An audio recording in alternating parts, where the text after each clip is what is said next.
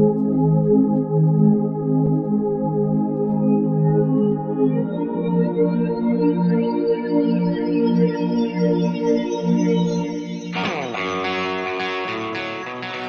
episode of In the Trenches is brought to you by System 12 Guitar Method. Sign up today at ryanroxie.com.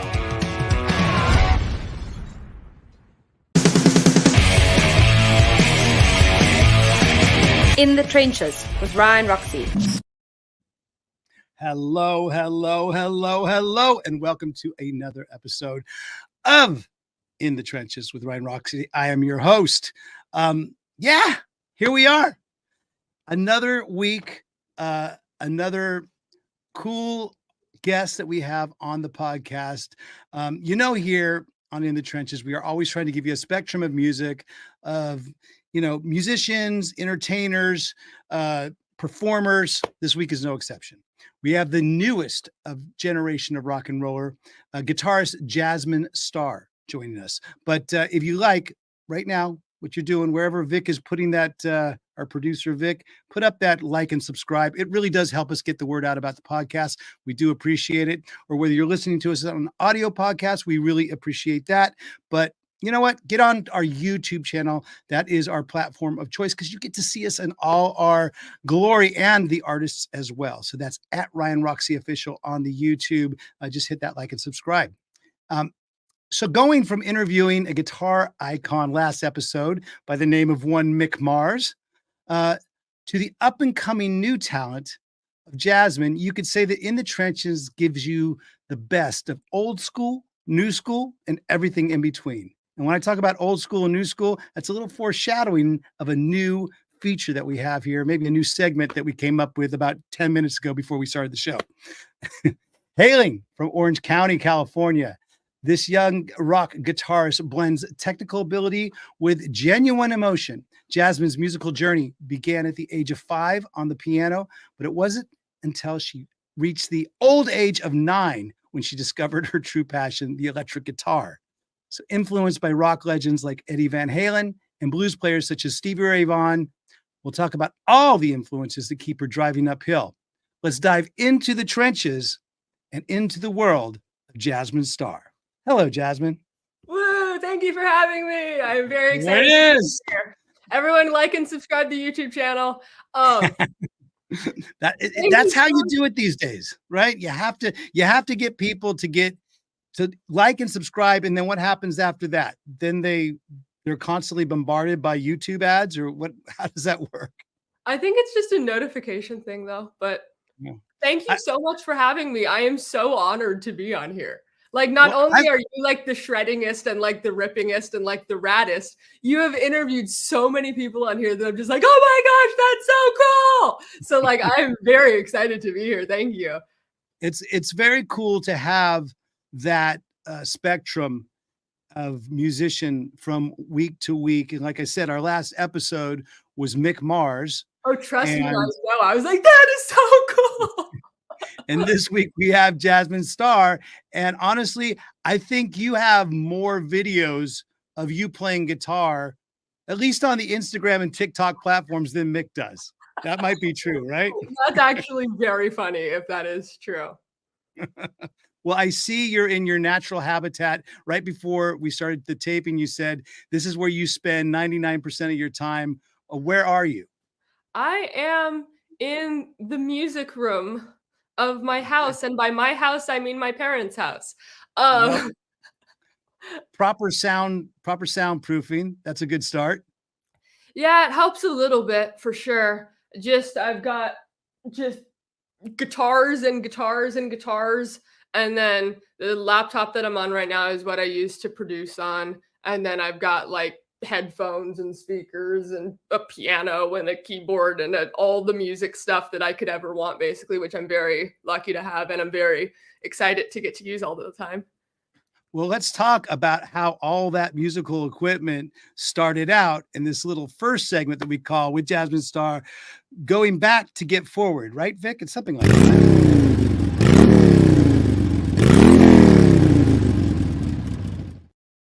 So like I mentioned in the introduction, you come from the OC. Maybe I didn't. You come from California, but you were born and raised in the OC. Is that where it's at? Yeah. Okay. Is it a lot like the TV show? Do you even know that there was a TV show? I know that there was a TV show. I have never seen it ever, would not be able to tell you. I'm going to, based off of what I know about reality TV, I'm going to assume no, but I have no idea. Maybe it's perfectly accurate. I truly would not know. Can we have a running tally of old guy questions that just didn't work on that one? So everybody that's out there right now, if you know of the OC, come on, Vic, help me out. Like and subscribe. So tell us about how it all began for you. Because all I know is that piano was the first instrument, but at what age was the piano? Piano was about 3 or 4 years old. So I should start out by saying everything makes sense once you realize that I have an older brother named Lawson who's 5 years older than me. And I'm the underachiever of the house compared to him. Once you learn that, everything else completely clicks into place. So my older brother, when he was 2 years old, started playing classical violin because he's trying to make me look bad, apparently, or something. So then he started doing that. And then he was 5 when I was born, and I always grew up hearing music. I always grew up hearing him practice violin. By the time I was like 2 or 3, I was like, I'm going to play violin too. That lasted about like a few weeks. And then I moved into classical piano when I was about 4 years old, and I still play. And it kind of was the foundation for everything for me. Well, guess what? You mentioned stalking earlier before. Our producer has stalked some footage of you at your first, I wasn't going to say concert. It might be recital, and it might not even be your first one, but maybe a seasoned pro of Jasmine Star playing a little bit of piano.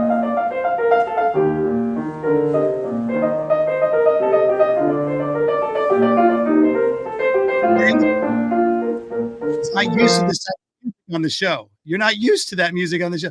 That is called classical, and that is classic Jasmine Star. Were you at that point, were you going under the stage name Jasmine Star? No. And would you believe it if I told you that was like probably 3 years in already? So I was even smaller than that. I could not pedal until that was one of my last recitals before I could actually reach the pedals.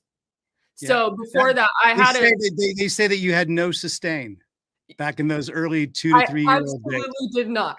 None at all. And I had to literally I would used to hold on to keys longer and stuff instead of just play the line like how it was written. I would hold on to the notes longer to try to imitate a sustain pedal and try to mimic it and make it sound like I could reach the pedals. Well, that's as you got older, obviously. What about Big Brother? It sounds like a very cool influence for you. Have you always looked up to him for music, life, everything? Yeah, pretty much. Everything that, like, all of my music that's on Spotify and stuff right now, we co-produced all of it together. Like, I make music with him all of the time. We always have. We grew up playing music. I would accompany him on piano when he would have a violin recital when we were younger, which was a lot of fun. We kind of have just always worked on music together my whole life. Sounds a little bit like a Billie Eilish and bigger brother producer type of relationship as well. Am I too far off? And that would be like a huge compliment. I think Billie and Phineas are so cool. That's great. And what about parents? Always supportive, or they always just, obviously being that you're in their house and they've allowed you put complete soundproofing on? Your dad probably helped put it on. My dad did help put it on. It would be so crazy. My dad is sitting in the room off to the side. It'd be so crazy if I was like, no, they've been horrible. No, they've been amazing. My parents are so cool. And yes, the absolute fact that I've turned this room into just like the craziest music room is a testament to that. My parents are the coolest. I mean, we'll put it this way. I don't have a driver's license yet. And I'm still getting driven to LA whenever I need to. Oh, well, they just are the absolute coolest in every possible way. supportive. So instead of soccer games, they're taking you to club gigs and meetings and jams and whatever. Let me ask you this. A cool parent to be like, yeah, I'll take you to that show at the bar that you're gonna play at 14. Like, it takes a really cool parent to just be cool with that. And be like, bar that you can't even get into unless you're on stage. Yeah. Wow. That is very cool parenting. What were their records around the house when you were growing up? Was it classic rock? Was it classical, like your piano playing? What was the music that they were playing that might have influenced you?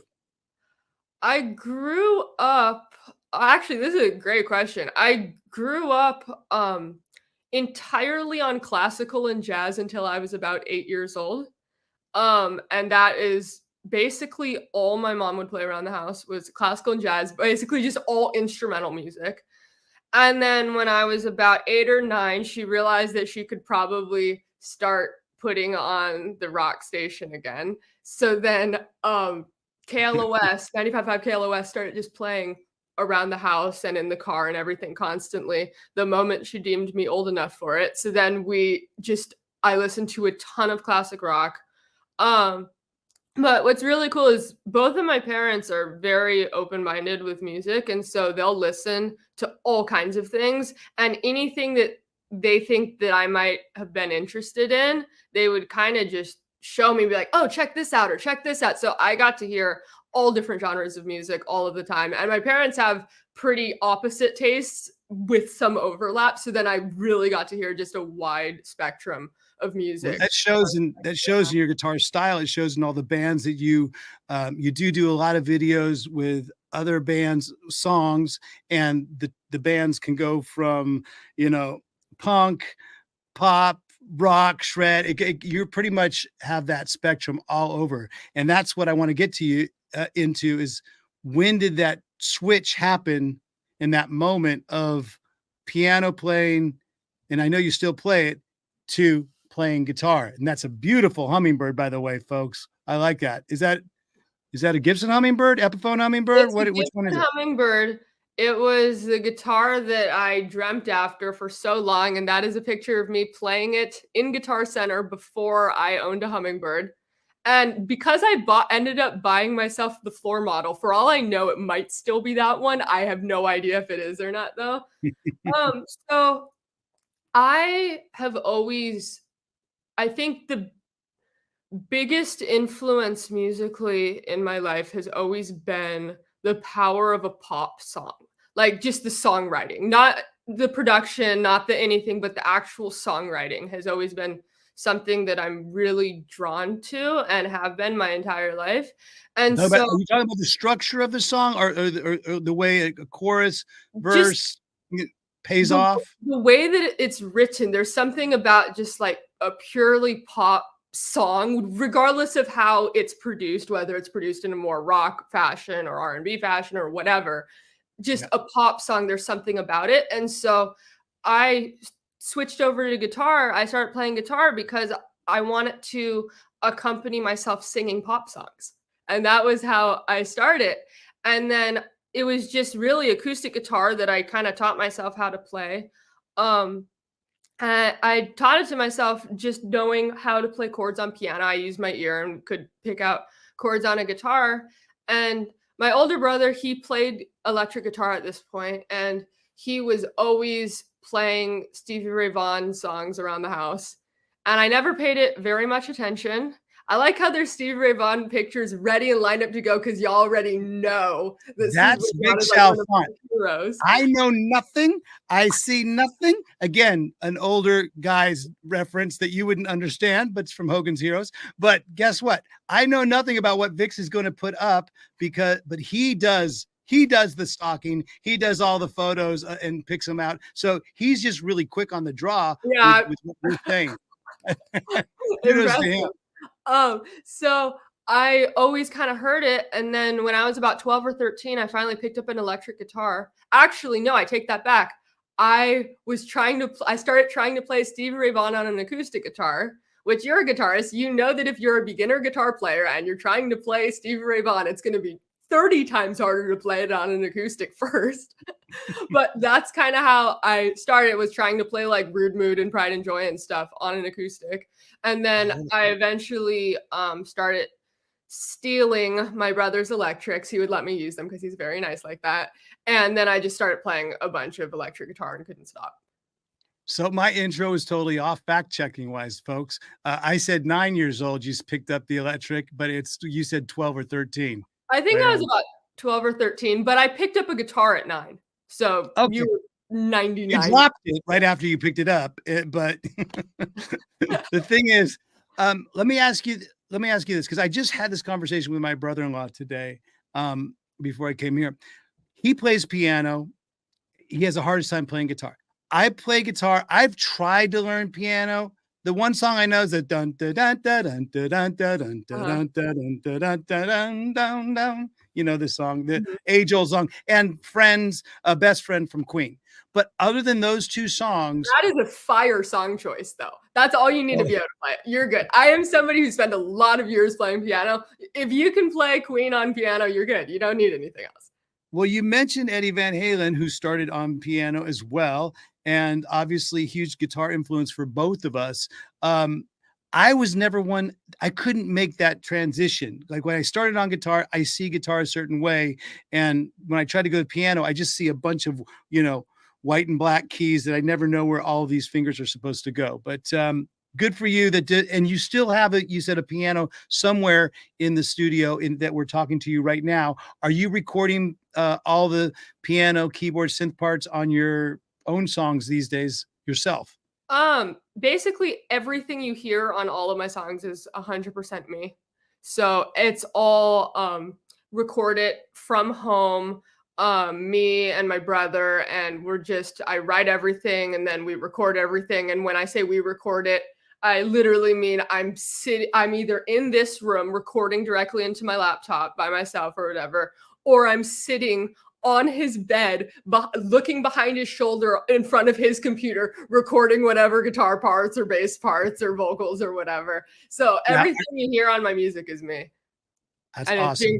Are you playing drums or are you programming drums? You know how to program drums? Yeah, right now I'm programming drums. I cannot play drums for the life of me. That might change one day, but it's not something that I've just put the time into to like really learn how to play. But I think that it kind of gives a good balance. I got good at programming them over time, although it can be, as somebody who likes to just pick up an instrument and play it, it can be a tedious process. Dude, I'm telling you, that's always been a thorn in my side. Well, obviously the piano transition to guitar is kind of a tough one, but programming drums, the best I can do is back in the day, I owned a T808, a TR808 or something like that. It's like, and that was always my drum beat for every single demo I had. Never had a different drum beat ever. But I know another female guitar player that is pretty good at programming drums that I actually play in a band with. And Nita Strauss programs great drums. And I know this because she's programmed a lot of drums for songs that we've recorded on before when we're getting, songs together for the Alice Cooper tour.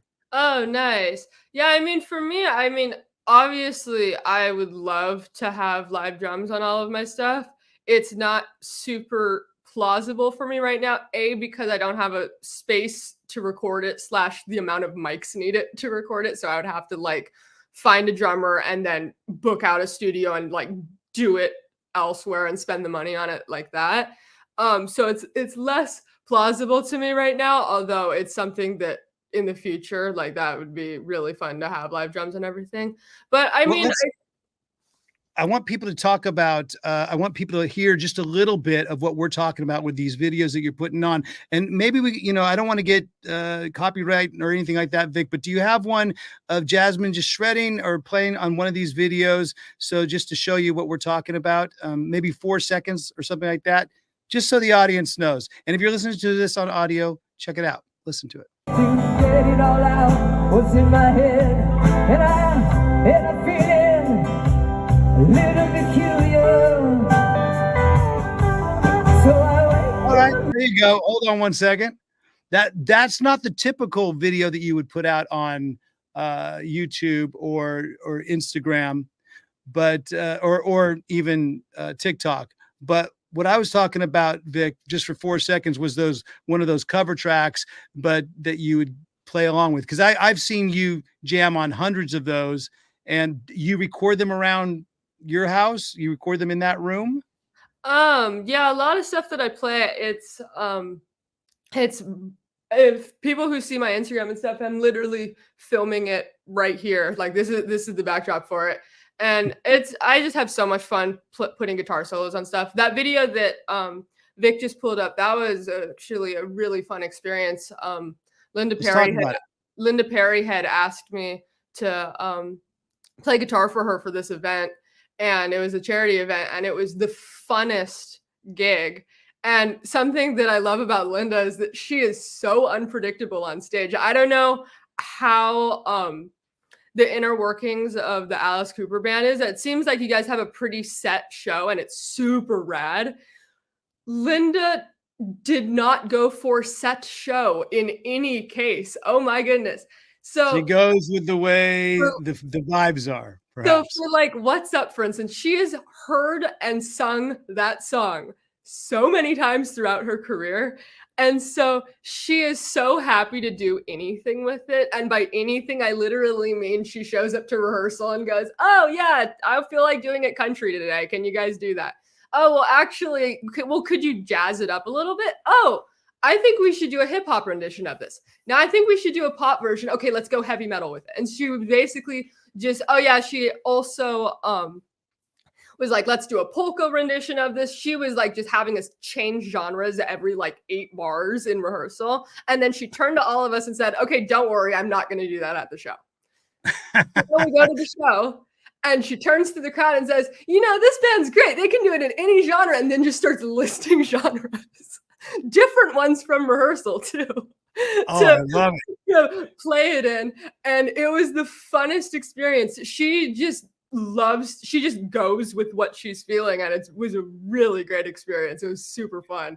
And Linda Perry, when you talk about writing a song and your love for a pop song, I think Linda Perry would come up as one of the best out there writing that pop song. How did you meet her? I don't know. We kind of just met a few years ago. She's been really, really cool, and she's obviously just so incredibly talented. And I've gotten to play guitar for her, and I played a show that she was putting on, and we've done some stuff together. I've recorded some guitars for her. It's just been really great. She's amazing. But I mean, the power of a pop song, like, oh my goodness, she's so talented. And I always just think that writers are so overlooked within the music industry. And when it comes down to it, the song is literally everything. Without the actual song, there is no shred guitar and there is no vocals and there is no anything if the song isn't amazing. And like, to me, Linda Perry is a great example of that. So many of my heroes are songwriters and producers. I grew up on One Direction, and the guys behind that, it was the first 2 albums. It was Rami Yukub and Sivan Kodache and all those guys. And then later on, Julian Bonetta and John Ryan and Jamie Scott, all of those guys, they're just such big inspirations to me. Desmond Child is like, oh my gosh, he's such a hero of mine. I was looking through his catalog the other day. He's just incredible between all the Bon Jovi stuff and Aerosmith stuff and Alice Cooper stuff and Joan Jett stuff. And then it's like, oh, look, what's this song? Oh, it's a Zed song from 2015. Oh, what is it? Oh, look, it went platinum. And then you've got like this full other thing, and then Ava Max stuff, and then like all his writing. There's a little La Vida Loca in there as well, isn't there? I know. Somewhere? There's so much. There's Ricky Martin in there. There's everything.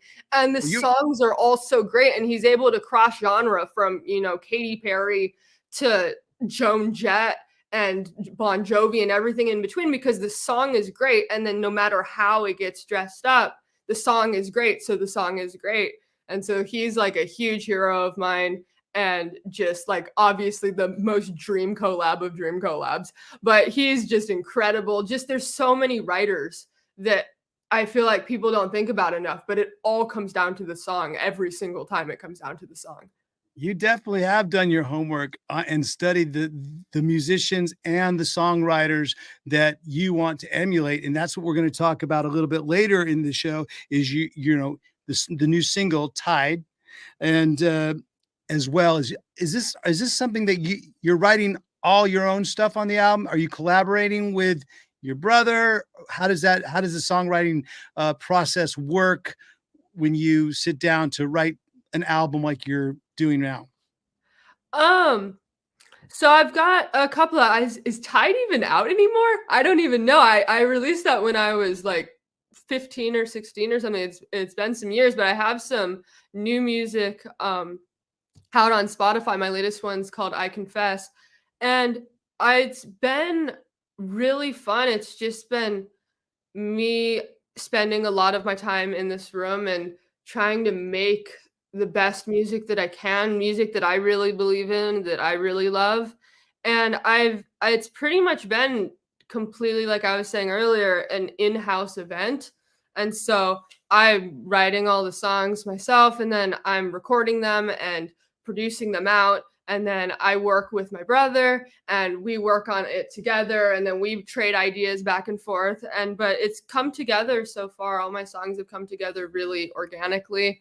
And it's just been a really fun process to kind of make these songs. And when you speaking about like perhaps one of the older tracks like Tide or something like that, when those first batches of songs came out, how old were you when you said, you know what, I can write a decent song? I've been writing songs for longer than I've been playing guitar. So back in piano days. Huh?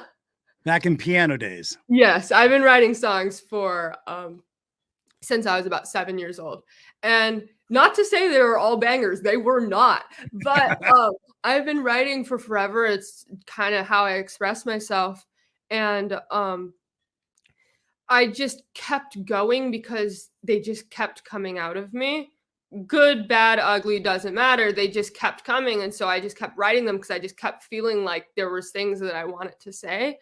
And so some of the people that follow me online, which I'm very thankful that they do, might notice on my social media presences, I've spent the last probably 2 years a little bit less active online, a little bit less focused on like guitar videos and that sort of thing. And really the reason behind that is I've just been in this room trying to just write the best things that I can possibly write, and just writing as many songs as I can and get as good as I can at producing and as good as I can at singing. My dream since I was pretty little has always, since I was about 9 or 10 years old, was one day I want to work with the best, most kind people on the planet. I want my music to be heard around the world, and I want to sell out Wembley Stadium one day.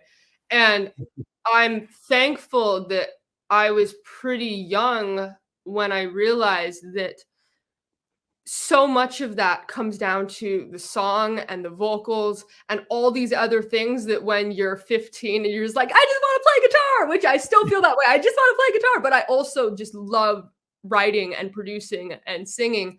And so I just spent the last couple of years really trying to hone in on that and just become as good as I can possibly become at it. And I've got a bunch of music that is completely unreleased right now that's going to be coming out and over the course of the next year or so that I'm working on, that I'm so excited about. And let's talk about the difference between old school and new school in that sense. Do you even think, with your generation, do you even think about an album, or do you think strictly singles, songs? This one feels right now to release. And then if it becomes an album, it becomes an album. Or do you have that album in your mind? Because you have a little bit of old school thinking as well. You obviously have a lot of old school influences. So I'm just trying to pick your head about how you think about singles versus albums these days in this wacky world of releasing music. That is a great question. release things right now in terms of singles, because that's kind of seems to be the best way to be able to promote music currently. But when I'm on the creative side of it, I think it's definitely still important to think in terms of body of work, because I think having a cohesive sound is so important, regardless of if you're releasing things as singles or albums or whatever. Artistry to me is all about perspective. That's really the only thing that matters besides the writing. And it's with the writing. It's artistry to me is just all perspective. It's what your point of view is and making it as clear as possible. And so I think it's really important to have a mentality of thinking about a body of work and what your sound is and what the things you like are, as opposed to just nowadays it'd be here is a 2-minute and 30-second song. Here's a 2-minute and 30-second song. Here's a 2-minute, 30-second song. So I think it's great to release that like that in the beginning. And it kind of is the best way to garner attention on things. But I think that it's important on the creative side to definitely keep in mind, what does this sound like as a unit? What will this sound like at a live show? Body of work. I like the way you described it, body of work. Can you remember the first time you played one of your own songs live? I think it was at like an open mic night or something when I was probably 12 or 13 or something. That your parents drove you to, that your dad probably drove you to. Absolutely. Yeah, I used to go to all of the open mics and stuff. But the first time, the thing that I really remember is when I was, I think, 16 or 17, the song Tide that you had mentioned, 95.5 KLOS, played it on the air. They interviewed me and they played it. And I was over the moon. I remember I was in the car doing the interview, and then I heard my song on the radio and I about passed out. It was like the coolest thing ever. I had to wait well into my 20s to hear a song of mine on the radio. So good for you. Thank you. Oh my God. But it is that feeling. It is for the first time you hear something on that's not your own device. It's something that's actually, wait, other people can hear this? This is amazing. So, yeah. Oh man, that was the coolest thing. It was with Marcy Weiser on KLOS, and I was just like, this is so cool. And to this day, I'm still like, that was so cool. I love it. We are here with Jasmine Star. We are going to take a small, quick commercial break right now, Vic. Does that sound good? I'm not sure which one you're going to put out. Maybe something about System 12, being that we have Jasmine Star. A lot of people might want to start learning guitar, might be influenced by what Jasmine is putting out there. Obviously, go follow all her socials. Go follow all her stuff on TikTok as well as Instagram. But right now, check out this one commercial, and we'll come back with a little bit more of Jasmine Star. Hello, Ryan Roxie here from the Alice Cooper Band, and I'd like to talk a little bit about one of my favorite things, playing guitar. Here at the RGA headquarters, which stands for Roxie Guitar Army, by the way, we've put together a guitar learning system that will get you playing and understanding the guitar faster than any other teaching program out there. We call it the System 12 Guitar Method. It is designed to make the most out of your time, your effort, and your passion for learning guitar. By combining new school technology, old school mentoring, and the number 12, we have invented a new way to teach guitar. And over the past year, we have helped so many people who wanted to start or continue their guitar journey do exactly that. Now, we'd like to help you. There's never been a better time to start learning guitar than right now. If you think it's too hard, the System 12 makes it easy. If you think it'll take too much time, the System 12 will have you playing in 12 weeks. And if you think it's too expensive, the entire System 12 costs less than what one private guitar lesson would cost you at your local music store. Check out the official site or the links below in the description of this video to join the RGA and get started on your guitar journey with the System 12 Guitar Method. Now, let's get back into the trenches for some more rock and roll. Enjoy the show, enjoy the ride. Mwah! That's it.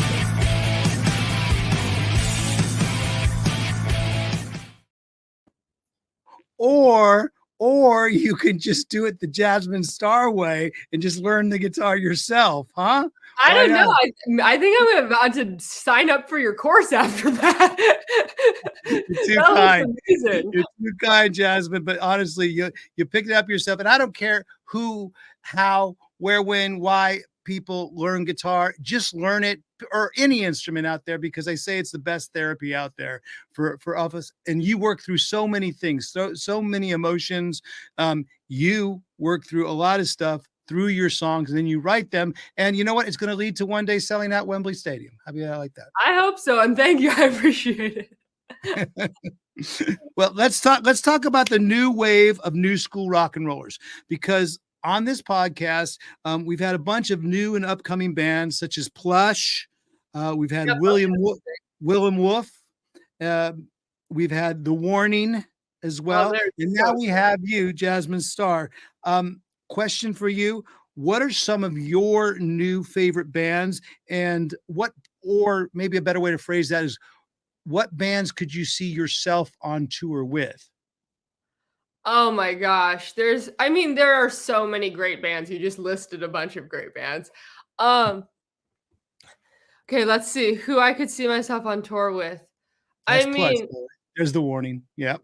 Oh man, they're all so talented. They're all amazing. If you're for any reason watching this, I'm a fan. But I'm trying to think. There's so many. I listen to everything, and so I'm completely all over the place genre-wise. I would say Måneskin is a great rock band. I would love to tour with them. They're amazing.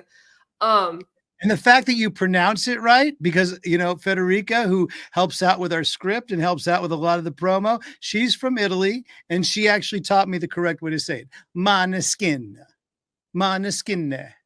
Right? Am I close, Federica? No, she's backstage going, oh, I got 2 thumbs up. That's good. But Måneskin. So speaking of, that's great, because that kind of leads me a little bit to my question. Like one of the bigger new bands, like Måneskin, Victoria De Angelis, for instance, bassist. She gets a lot of credit, not just for the music, not just for the live show, but for the entire style of the band. How would you consider your style? When it comes to style, I kind of model myself after Van Halen, obviously, but Van Halen of all bands, because not necessarily like physical style or anything like that, but just why I think Van Halen was so successful, besides the shreddingness, besides Eddie being an amazing songwriter, was that they had fun. And I think that's so important. And I think that's something that Måneskin's doing a great job of right now as well, is there's an element of fun that I think that sometimes when people are so caught up in the notes that they're playing, or I can shred this more impressively than you, or whatever, there isn't always that element of fun. And I think that's what people really love when they go to a show, especially a rock show, but shows in general. And so when I'm kind of thinking in terms of style or branding or anything like that, I always kind of look at Eddie Van Halen, because he always looked like he was genuinely having the best time of his life on stage. And I think that's so important. And so for me, I'm always just trying to keep the element of fun in there. It's so important. So that's kind of where I see that going. Were you ever lucky enough to see Van Halen in your lifetime? We're too young, too Nu Skool. I wish I had. Oh my goodness. But no, I never got to see them live. What was first concert? Parents take you, or are you like first big rock show that you said, oh wow, this is something? Okay, it's going to be debatable if people consider it to be a rock show, but it was a huge show, and it was a life-changing show for me. I watched One Direction at the Staples Center in 2013. I was 10 years old, and it was such a game changer for me. I hold to the fact that it is one of the best concerts I will ever experience in my life. I was so young and such a fan, and the energy of the arena to go see this band was just incredible, and it delivered on expectations so hard, and it was so good, and it was so much bigger than life. And I think that's such a huge part of concerts throughout the years, regardless of genre, is that thing of when you're a kid and you go and you're expecting it to be bigger than life because you've been obsessing over that thing for so long. And then you go there and it is bigger than life. And you're just like, ah, this is amazing. So like when I was 10 years old going to see One Direction, my mom took me, which was very nice of her. She brought earplugs for both of us, which was really necessary, not because it was super loud, but the screaming was just insanely loud. It was the coolest concert. That was just truly a great memory for me. And I remember before that, I knew I wanted to be on stage. And then I went and I was like, I have to do that. Definitely. Oh man, that's great, because you know what? You're right. Not necessarily could be considered rock, hard rock or whatever, but at the same time, it is bigger than life, big rock show, and it obviously influenced you. I had the same sort of experience, but a few decades earlier, like either 1990, 76, 77, right around that time, my mom took me to the Oakland Coliseum to see a band called the Jackson 5, and that was my first concert. Oh, that's so Jackson sick. 5. So I see your One Direction, and I raise you one Jackson 5. That is the coolest. And I don't think a lot of people know that that was my first concert on the pod, because I never really talk about that. But yeah, it was one of those situations where it wasn't a rock show. It was a funk and soul show, funk music, soul, obviously, huge production and stuff. And it obviously influenced me to want to become a performer as well. Mm-hmm. Oh, yeah. That's amazing. Well, getting back to that of bands you could see yourself touring with. And I would like to keep it in the newer genre, because we keep going back to this dichotomy of old school, new school. What are some of the newer bands that you could see yourself touring with in the next couple of years? Måneskin, one. Måneskin for sure. For me, my gosh, there's so many. I would say I would love to get to play with Green Day is like the coolest. Måneskin obviously is the coolest. Harry Styles, Olivia Rodrigo, Billie Eilish, like all of them are like such heroes of mine. I think they're all so talented. I just love music of every genre basically, and just to play with any of them would be huge. I listen to people. It's funny. People think that I listen to a ton of rock music, and I do, but I listen to all of the things. My playlists are embarrassing. They're so scattered. They are so scattered. I listen to Remy Wolf. I listen to Dua Lipa. I listen to Harry. I listen to Taylor Swift. And then I'm listening to Motley Crue on the very next song. And then I'm listening to Queen. And then I'm listening to like experimental jazz or something that my brother puts on. And then I'm listening to like super guitar heavy music. And then it's like, oh, you know what I feel like doing? I'm just going to listen to the entire album of Perpetual Burn by Jason Becker. Oh, perfect. Now I'm going into Van Halen. Now I am going to go listen to the most hyper pop album you've ever heard in your life. And now I'm going to listen to K-pop. So like, I am so scattered with the music that I listen to. And I'm going to turn you on to late 80s, early 90s Britpop. You probably already know about it, but there's a bunch of bands like that I'm the same way. I could listen to AC/DC and then some Cheap Trick, but then I'll have Happy Mondays come on, Charlatans UK, maybe an Oasis song in there. Then I'll get right back into something that's like a little bit, I don't know. I like early 2000s pop, but everything that you're saying has that element of there is a song into it. And I think when you mentioned Olivia Rodrigo, she's great of combining rock with pop.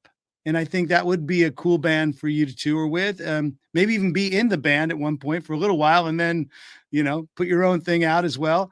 I mean, who else really, really influences who you think is this year's biggest act in the next to come, up and coming besides yourself?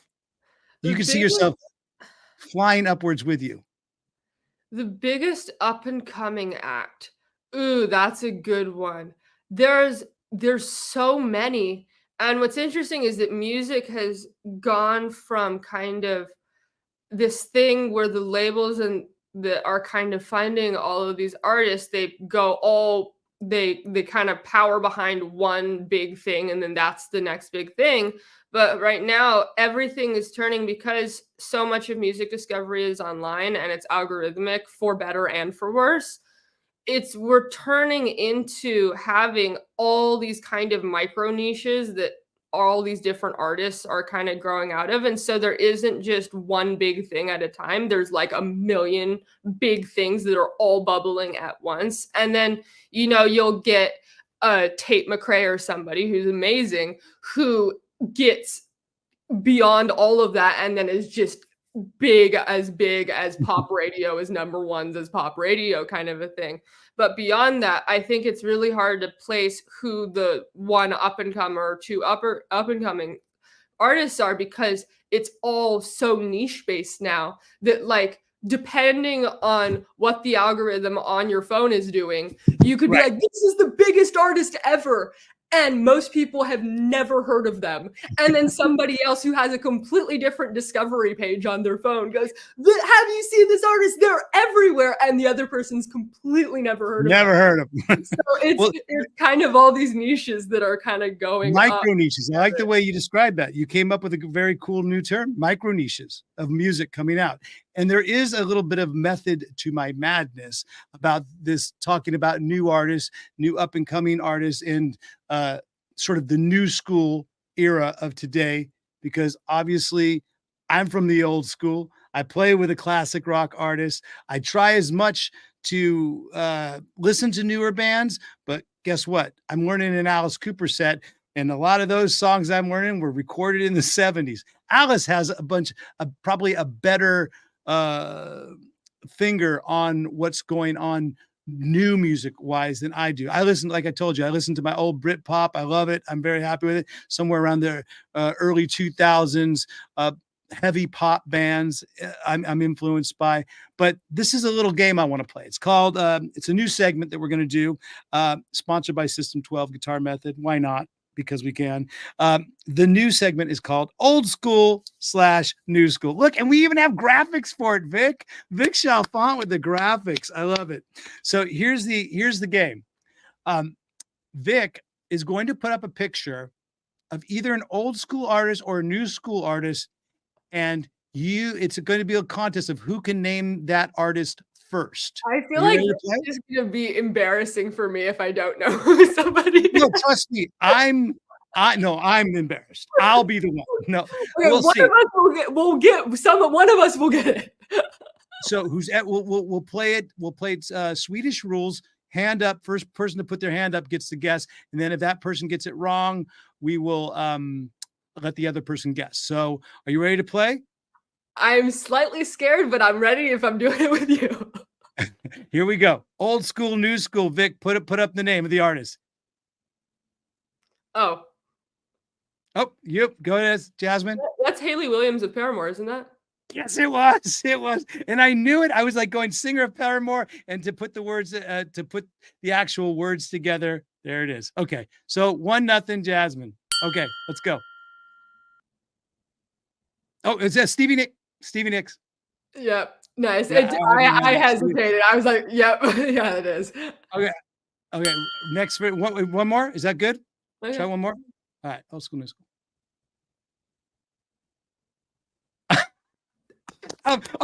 Okay. You got it. I raised my hand. It was a mistake. I think it's Gary Clark Jr. I think. Yes. Oh, you got it. You got it. Oh, Vic, put up the graphic one more time. Old School, Nu Skool. Come on. Yeah, dude, we did it all for the graphic. Gary Clark Jr. is a ripping guitarist. Oh my gosh. All right, so hold on. 2-1, Jasmine. I need to at least have a chance to catch up. Okay, let's try one more. One more. You got me. Doobie Brothers? Is Michael McDonald? Yes. The Doobie Brothers, Michael McDonald. Oh, there's Pat Simmons. I love him. Okay. So 2-2, tiebreaker. This is for everything. Old Skool, Nu Skool. The fate. Oh, God. Oh, Jasmine. Let's see ya. See ya. You win. There it is. Federica's cheering for you. There you go. I did not get Sia on that one. Perfect. Well, I guess our newest winner of Old Skool, Nu Skool is Jasmine Star, and still champion. So before we let you go, I want to talk a little bit about what's coming up. Obviously, we got to get people to check out your socials, and what's the best way for people to get turned on to Jasmine Star music and the whole world of Jasmine Star. What would be your choice? Wow, that's a really cool question. Thank you. Please, you can check me out on Instagram at Jasmine Star Music. And then beyond that, though, please go search up Jasmine Star on Spotify. I've got 3 songs out right now. Which are what? It's called This Is a Banger, I Swear, Strike a Match, and my newest one, I Confess. And they're all very different from each other. I think that your audience would really enjoy them. And I would be really, really thankful for any streams and any listens there. I worked really hard on them, and I made everything here. So I'm very proud of them. And if you could please go check them out, I think you'll really like them. And just to save my ass and my research team's ass, re-release Tide, so I can, so that I can say that it's being re-released. Okay. I think I might have to. Huh? I said, I think I might have to. No, but they'll find that song as well on your Spotify. So we are going to add all the links in the description below, so you can check that out. No worries. Okay, so we got your socials there. What's the future for Jasmine Star, the immediate future, and how people can find you out on the road, or are you recording? What's the plan?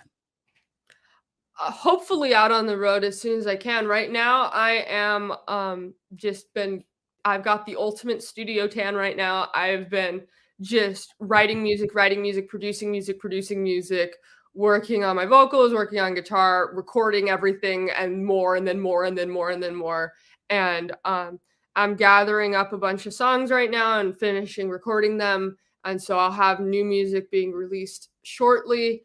And I'm very excited about them. I've just been working on trying to get the best songs that I can possibly make that I'm really proud of.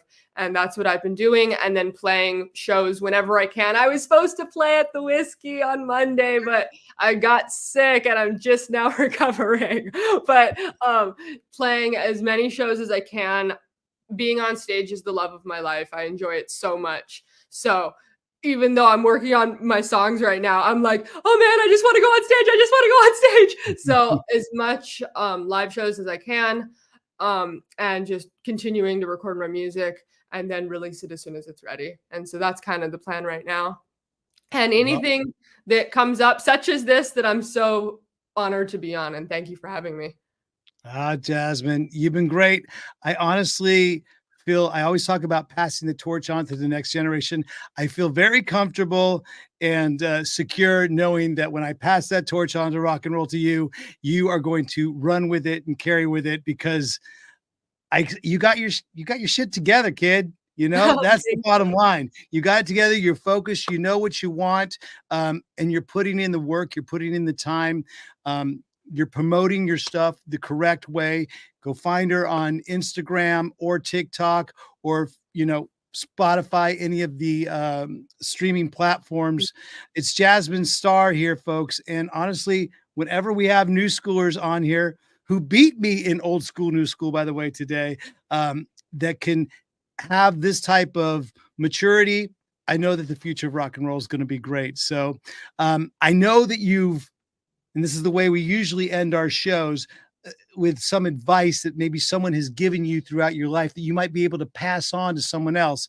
I know you've haven't lived as much life as me or many of my my guests that I have on the podcast, but maybe there's some bit of I don't know, advice or knowledge that you received that you might want to pass on to the listeners that can help them. Oh man, there are so many pieces of advice that I've received over the years that have been so helpful to me. Let me think about it. I would say that you just have to keep doing it over and over and over again, and you have to do it for you. And there's no other way to do it. It's all about the song. I've said that a lot today, but it's so true. It's all about the song. And you do it because you love it, and you just keep doing it. And the more you do it, the better you get at it. And you just have to keep going and do it for you no matter what. You just have to. And just have fun with it. You're doing music. You do it because you love it. And just keep going and keep going. And you cannot stop and you cannot stop. And I think, though, that if you're that determined to do music, no matter what anybody says, you'll just keep going because there's something in you that innately says, I have to do this. And so that's typically not a problem for musicians to be like, don't stop, because they're not going to. But I think just be authentic to yourself, because at the end of the day, that's all you have left. Win, lose, succeed, fail, it doesn't matter. Because if you succeed doing the thing that you didn't really want to do, or you succeed doing the inauthentic version to yourself, it's not really going to be a victory for you. It's just going to be, yeah, well, I did this because I thought people would like it. And I mean, they do, it worked. And then when it's time to like, okay, now you can do the thing you really want to do, people aren't there for that. So you have to be yourself from the beginning. So that way, when you do have the success, it's your success. And it's truly people that are in it because they like what you genuinely want to do. So I would say you have to be authentic with it, and don't do the fake thing until you get to do the real thing. That's a lie. You have just as much maturity and knowledge as the amazing producer Rick Rubin, because I was just listening to some of his advice that he gave out on a podcast not that long ago. And he said, yeah, create for yourself. That was his takeaway. Don't create. The only way you're going to have success is if you create music for yourself and you enjoy it and you like it, because everybody else is going to see when they hear it that you're enjoying that music. You have a love for what you created, and do it for yourself. So I think that's great advice. Jasmine, it's been a pleasure to have you on the pod. We can do it again sometime, so I can rematch of Old School, Nu Skool. Once you've already promised me this, you'll come back on the pod once you've headlined Wembley. Does that sound good? Yes. All right, folks. Until next time, stick around 1 second there while we close out the show. But everybody else, you know what to do. You're going to enjoy the ride. You're going to like and subscribe. And you're going to follow all of Jasmine's links, as well as all of the In the Trenches and Ryan Roxie links. And if you want to start learning guitar, you know where to go at this point. All the links are at ryanroxie.com. All the links are right down there. Folks, this has been the In the Trenches podcast. Thank you very much, Vic Chalfant, for doing a great job of production. Thank you, Federica. Most of all, thank you, Jasmine Star. Thank you so much for having me. On the next time, enjoy the ride. See ya.